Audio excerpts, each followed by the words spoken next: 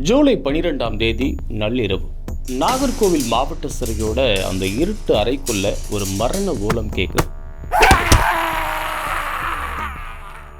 அது ஒரு சாதாரண மனுஷனோட சத்தம் இல்லை, ஒரு ஏழை மாற்றுத்திறனாளியோட மரண ஓலம். தாகத்துக்கு ஒரு சொட்டு தண்ணி கொடுங்கடா, வலிக்குதுடா, விட்டுருங்கடா அப்படின்னு அலர்ன அந்த அப்பாவியோட சத்தம் அந்த சிறைச்சாலையிலேயே சத்தம் இல்லாம அடங்கி போயிருக்கு.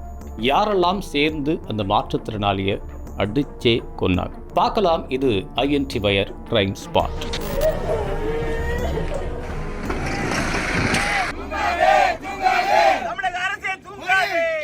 கன்னியாகுமரி மாவட்டம் சுசீந்திரம் பக்கத்தில் இருக்கிற ஈந்தங்காடு நாராயணபுரம் கிராமம். அந்த ஊரில் வெறும் ஒரு 10-15 வீடுகள் மட்டுமே இருக்கிற ரொம்ப மைனாரிட்டியான இருக்கக்கூடிய வள்ளுவர் சமுதாயத்தை சேர்ந்தவர் தான் இந்த 35 வயதான சபரிவர்மன். மாற்றுத்திறனாளியான இவருக்கு ஒரு கை பிறவியிலேயே ரொம்ப மெலிசா இருக்கும். ஆனாலும் யாருக்குமே பாரமாக இருக்கக்கூடாதுன்னு சொல்லிட்டு தன்னோட வீட்டு வாசல்லையே ஒரு சின்ன பெட்டிக்கடை வச்சு நடத்திட்டு இருக்கார். பாஜக மேல இருந்த ஈர்ப்புனால அந்த ஊர் கிளை செயலாளராகவும் இருந்திருக்கிறார். அவரோட பெட்டிக்கடையில் மற்ற பொருள்களோட சேர்த்து மறைமுகமாக இந்த ஹான்ஸ் குட்கான்னு தடை செய்யப்பட்ட புகையிலை பொருட்களை வித்துட்டு வந்திருக்கார். வித்தது என்னமோ உண்மைதான், ஆனால் அதை விட பெரிய உண்மை என்னென்னா, அங்கே இருக்கிற போலீஸ்காரங்களுக்கு இது அக்கு வேற ஆணி வேற தெரியும். ஏன்னா அவங்க அடிக்கடி அந்த கடைக்கு வந்து மாமூல் வாங்கிட்டு போகிறது வழக்கம். ஆனால் ஜூலை 9ஆம் தேதி அன்னைக்கு காலையில் 10:30 மணிக்கு தென்தாம்பரைக்குளம் போலீஸ் திடீர்னு அவரோட அந்த பெட்டி கடையை நோட்டமிடுறாங்க. 1 மணி நேரம் கழித்து திரும்ப வந்து சோதனையிட்டு 2 கிலோ குட்காவை கைப்பற்றுறாங்க. கைப்பற்றினதோட நீ இப்போவே ஸ்டேஷனுக்கு கிளம்பி வரணும் அப்படின்னு சொல்லி மிரட்டுறாங்க.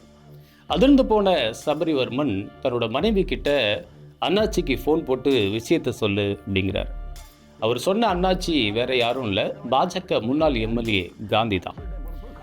சாயங்காலத்துக்குள்ள விசாரிச்சுட்டு விட்டுருவாங்க அப்படிங்கிற ஒரு நம்பிக்கையில தான் அவர் போலீஸ் வண்டியில் ஏறுறார். ஆனால் சட்டம் அங்கே விளையாட ஆரம்பிக்குது. அன்னைக்கு நைட்டே கோர்ட்டில் ஆஜர்படுத்தி நாகர்கோவில் மாவட்ட சிறையில் 200 கைதிகளோட தள்ளிடுறாங்க. மறுநாள் ஜூலை 10ஆம் தேதி வெள்ளிக்கிழமை அன்னைக்கு காலையில் சபரிவர்மனை பார்க்கறதுக்காக கண்ணீரோட ஜெயிலுக்கு போகிறாங்க அவரோட மனைவியும் தங்கச்சியும். கம்பிகளுக்கு பின்னாடி நின்று அண்ணாச்சி கிட்ட சொல்லி என்னை எப்படியாவது சீக்கிரம் வெளியில் எடுக்க சொல்லுங்க அப்படின்னு பதற்றத்தோடு கேட்குறாரு சபரிவர்மன். இன்னைக்கு வெள்ளிக்கிழமை, சனி ஞாயிறு 2 நாள் கோர்ட் லீவு, இன்னைக்கு ஒன்றும் பண்ண முடியாது, திங்கட்கிழமை அன்னைக்கு கண்டிப்பாக வெளியில் வந்துடலாம், தைரியமாக இருங்க அப்படின்னு சொல்லிட்டு போகிறாங்க. ஆனால் அந்த பெண்ணுக்கு தெரிஞ்சிருக்க வாய்ப்பு இல்லை. தன்னோட கணவனை அன்னைக்கு உயிரோட பார்க்குற அந்த கடைசி நிமிஷம் அதுதான். 2 நாள் போயிடுச்சு. ஜூலை 13ஆம் தேதி திங்கட்கிழமை காலையில் ஆனந்தவல்லியோட ஃபோன் அடிக்குது. ஜெயிலேருந்து பேசின ஒரு அதிகாரி சொன்ன ஒரு வார்த்தை அவங்க மனசுக்குள்ளே அப்படியே இடியாக இறங்குது. உங்கள் வீட்டுக்காரர் ஜெயிலில் மயங்கி விழுந்துட்டாரு, ஆசாரிப்பள்ளம் ஆஸ்பத்திரியில் சேர்த்துருக்கோம், நிலைமை ரொம்ப சீரியஸாக இருக்குது, உடனே கிளம்பி வாங்கன்னு சொல்கிறார். பதறி அடித்து ஓடி போய் பார்க்குறாங்க ஆனந்தவல்லி. ஆனால் இங்கே சபரிவர்மன் பிணமாக கிடக்கிறார். பதறி அழுத அந்த பெண்ணோட அந்த சத்தம் கேட்டு ஊரே திரண்டுருச்சு. உடம்பெல்லாம் அவருக்கு இரத்த காயங்கள். என் புருஷனோட சாவுக்கு நீதி கிடைக்காம உடம்பை நாங்கள் வாங்க மாட்டோம் அப்படின்னு உறுதியாக போராட ஆரம்பிச்சிடுறாங்க. அன்னைக்கு நைட்டு அந்த ஜெயில் ரூமுக்குள்ளே அப்படி என்ன தான் நடந்துச்சு? ஜெயில் வட்டாரங்களில் கிடைச்ச தகவல் படி பார்த்தா சபரிவர்மனுக்கு தினமும் இந்த சிகரெட்டு மது அருந்துகிற பழக்கம் இருந்திருக்கு. சரக்குக்கும் சிகரெட்டுக்கும் பழகி அடிக்டான சபரிவர்மனுக்கு ஜெயிலுக்குள்ளே போனதிலிருந்து கடுமையான அந்த வித்ட்ராவல் சிம்டம்ஸ் ஏற்பட்டிருக்கு. எனக்கு சரக்கு வேணும், சிகரெட்டு வேணும் அப்படின்னு சக கைதிகள்கிட்டையும் அங்கிருந்த 3 வார்டன்கள் கிட்டையும் சத்தம் போட்டுக்கிட்டே இருந்திருக்கிறாரு சபரிவர்மன். அது மட்டும் இல்லாமல், எனக்கு யாருன்னு தெரியுமா, வெளியில் போனோன்னா உங்களை பற்றியெல்லாம் பெட்டிஷன் போட்டு என்ன பண்ணுறேன் பாருங்க அப்படின்னு வார்டன்கிட்டையும் கொஞ்சம் வரம்பு மீறி பேசியிருக்கிறார். அந்த 3 வார்டன்களில் ஒருத்தர் கைதிகளுக்கு ஜெயிலுக்குள்ளேயே திருட்டுத்தனமாக அதிக விலைக்கு பாட்டில்களை வித்துட்டு வந்திருக்கார். ஜூலை 12ஆம் தேதி ஞாயிற்றுக்கிழமை 9 மணிக்கு அந்த வார்டன் கிட்ட போய் சபரிவர்மன் சரக்கு கேட்டு சண்டை போடுறார். இதனால வாக்குவாதம் முத்தி ஆத்திரமடைஞ்ச சபரிவர்மன் அந்த வார்டன் மேலே கை வச்சிட்டதா சொல்கிறாங்க. அங்கே தான் பிரச்சனை ஸ்டார்ட் ஆகுது.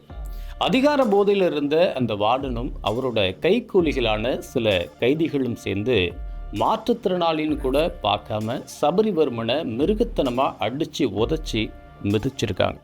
உடம்புல 13 இடங்களில் கொடூரமான காயங்கள் வர அளவுக்கு அவரை போட்டு அடித்து தாக்கியிருக்காங்க. அடி வாங்கியும் அந்த வலியில் சபரிவர்மன் கத்திக்கிட்டே இருந்ததுனால அவரோட வாயை பொத்தி கை கால்களை அங்கிருந்த கயிறு மற்றும் துணிகளால் கட்டி போட்டிருக்காங்க. விடிய விடிய பசி, இரத்த கசிவு, தாகம், கடுமையான வலி, ஒரு சொட்டு தண்ணி கூட இல்லாமல் நீர் சத்து குறைஞ்சி நாக்கு வறண்டு போய் நரக வேதனை அனுபவிச்சிருக்கிறாரு சபரிவர்மன். அதிகாலையில் அவரோட நாடி துடிப்பு ரொம்பவே குறைஞ்சு போய் துவண்டு கிடக்கிறத மற்ற சிறை கைதிகள் பார்த்துட்டு அங்கிருந்த காவலர்களுக்கு தகவல் சொன்னதுக்கு அப்புறமா தான் பயந்து போன சிறை அதிகாரிகள் அவரை அள்ளி போட்டுட்டு ஆசாரிப்பள்ளம் ஆஸ்பத்திரிக்கு ஓடுறாங்க. ஆனால் அங்கே போன ஒரு சில மணி நேரத்திலேயே அவரோட உயிர் பிரிஞ்சிருது. சபரிவர்மன் இறந்ததுக்கு அப்புறமா ஜூலை 16ஆம் தேதி திமுக துணை பொதுச் செயலாளர் கனிமொழி நேரில் போய் ஆறுதல் சொல்லி இதுக்கு சிபிஐ விசாரணை வேணும் அப்படின்னு கேட்குறாங்க. அவங்க வந்து போனதுக்கு அப்புறம் தான் அவசரமா அமைச்சர்கள் ராஜேஷ்குமாரும் ஸ்ரீநாத்தும் ஓடி வராங்க. கவர்மெண்ட் அறிவிச்ச அந்த நிவாரண பணத்தை சபரிவர்மனோட குடும்பத்துக்கிட்ட நீட்டுறாங்க. ஆனால் உங்கள் காசு வேணாம், ஒன்றும் வேணாம், எங்களுக்கு நீதி மட்டும்தான் வேணும்னு மூஞ்சில் அடித்த மாதிரி மறுத்துட்டாங்க. இப்போ இந்த கேஸில் 3 வார்டன்களும் 8 கைதிகளும் இந்த மரணம் சம்பந்தமாக கைது செய்யப்பட்டிருக்காங்க. முன்னாடி திமுக ஆட்சியில் ஒரு லாக்அப் மரணம் நடந்தப்போ அப்போதைய முதலமைச்சர் ஸ்டாலின் ஃபோன் பண்ணி சம்மந்தப்பட்டவங்கள்ட்ட சாரி கேட்டார். அப்போது இறந்தவங்களுக்கு சாரி வேண்டாம், நீதி தான் வேணும் அப்படின்னு ரொம்ப ஆக்ரோஷமாக பேசினார் அப்போதைய தாவிக தலைவர் விஜய். ஆனால் இன்னைக்கு அதே விஜய் தான் முதலமைச்சராக சீட்டில் உட்காந்துருக்கார். போலீஸ் துறையை தன்னோட கையில் வச்சிருக்க முதலமைச்சர் விஜய் இந்த அநீதிக்கு என்ன பதில் சொல்ல போறார்? ஏழைகளோட அரசுன்னு சொல்ற இந்த ஆட்சியில் ஒரு மாற்றுத்திறனாளியோட மரணத்துக்கு சட்டம் சரியான நீதி தருமா, இல்லை வழக்கம் போல இந்த வழக்கையும் மூடி மறைச்சிடுவாங்களா? பொறுத்திருந்து பார்ப்போம்.